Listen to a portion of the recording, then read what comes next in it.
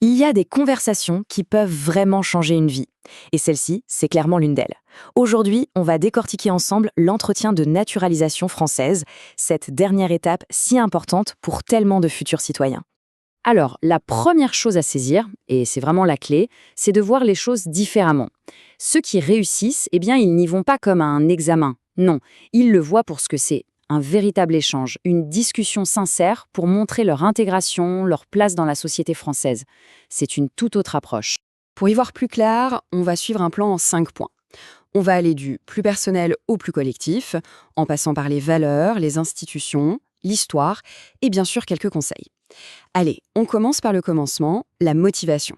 Première partie donc, la motivation personnelle. Le fameux pourquoi. C'est la question fondamentale. Pratiquement tous les entretiens débutent par là, et c'est cette question, très personnelle, qui va vraiment poser l'ambiance pour tout le reste de la discussion. Pourquoi voulez-vous devenir français? Voilà, c'est la grande question d'ouverture. Et attention, ce que les agents cherchent à entendre, ça va bien au-delà de «pour avoir un passeport plus pratique». Non, ils veulent comprendre le lien profond, l'attachement sincère, en fait l'histoire personnelle qui motive cette démarche. Alors, qu'est-ce qui fait une bonne réponse? Eh bien, les réponses qui fonctionnent, qui sonnent justes, elles reposent souvent sur quelques piliers solides. D'abord, montrer son adhésion au Vlaseur de la France, on y reviendra.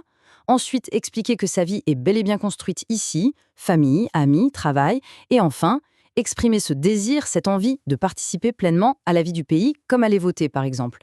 C'est ce sentiment d'appartenance qu'il faut réussir à transmettre.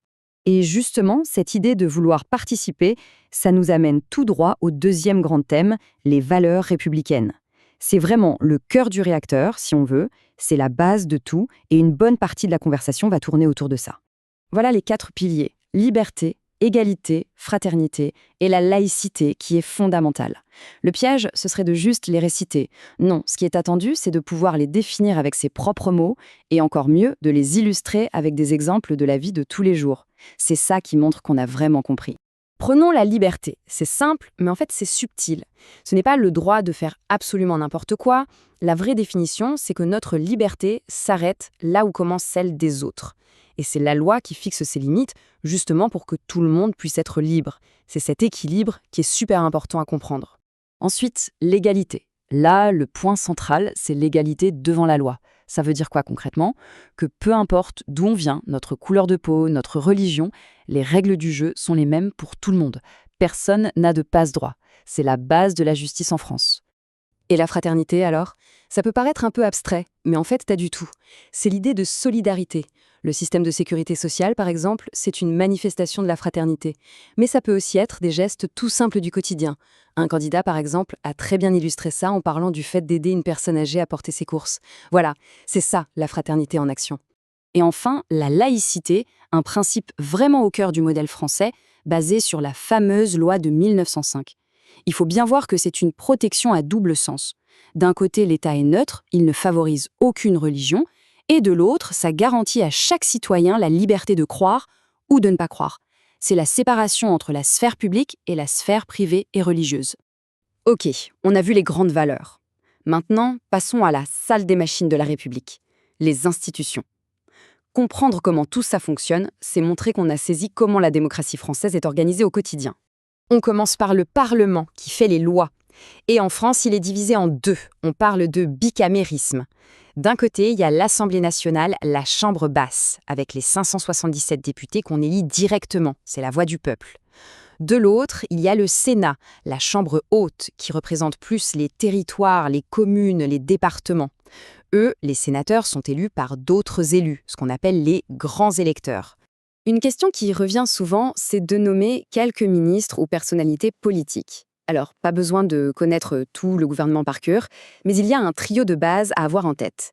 Le président de la République, bien sûr, le premier ou la première ministre et le ministre de l'Intérieur. Pourquoi lui en particulier?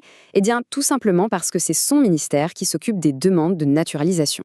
Bon, tout ça, les valeurs et les institutions, ça ne sort pas de nulle part. C'est le résultat d'une histoire, parfois complexe, parfois douloureuse, qui a façonné la France telle qu'on la connaît. C'est notre 4e partie. Pas la peine d'être un expert en histoire, mais connaître quelques grandes dates, c'est essentiel. Évidemment, 1789, la Révolution française, le point de départ de tout. 1905, on en a parlé, c'est la loi sur la laïcité. Ensuite, les 2 guerres mondiales qui ont profondément marqué le pays et l'Europe. Et enfin, 1958, le début de notre système actuel, la Ve République fondée par le général de Gaulle. Ces dates, ce sont des repères fondamentaux. Et puis, il y a les symboles. Ils sont partout. Marianne, par exemple, cette femme au bonnet phrygien, c'est l'allégorie de la République, le symbole de la liberté. Le drapeau tricolore, le bleu et le rouge, les couleurs de Paris, qui entourent le blanc, la couleur du roi. La Marseillaise, notre hymne national. Et même le coq gaulois. Chacun de ces symboles a une histoire et porte en lui une partie des valeurs françaises. Allez, dernière partie, la plus pratique, quelques conseils pour le jour J. Ce sont des retours d'expérience de personnes qui sont passées par là et qui ont réussi. Alors, pour résumer, que faut-il faire pour bien se préparer? D'abord, bien sûr, réviser les bases, les valeurs, l'histoire, comment ça marche. C'est la moindre des choses. Ensuite, un truc important, se tenir au courant de ce qui se passe en France, lire un peu les infos. Troisièmement, préparer son histoire personnelle, être au clair sur ses propres motivations. Et enfin, le plus important peut-être, être soi-même. Ce n'est pas un examen, c'est une discussion. L'authenticité, c'est vraiment essentiel. Et cette citation de Linda, une candidate de Lyon, résume tout parfaitement. On ne peut pas tout savoir. Le plus important, c'est de connaître les valeurs de la France. C'est tellement vrai. L'agent ne s'attend pas à ce qu'on soit un livre d'histoire sur pattes. Ce qui compte au fond, c'est de montrer qu'on a compris et qu'on partage les valeurs fondamentales de la République. Ça, c'est rassurant. Au final, au-delà de toutes les connaissances, l'entretien cherche à répondre à une seule grande question. Quelle est sa place dans le projet français? C'est une question qui invite à une vraie réflexion.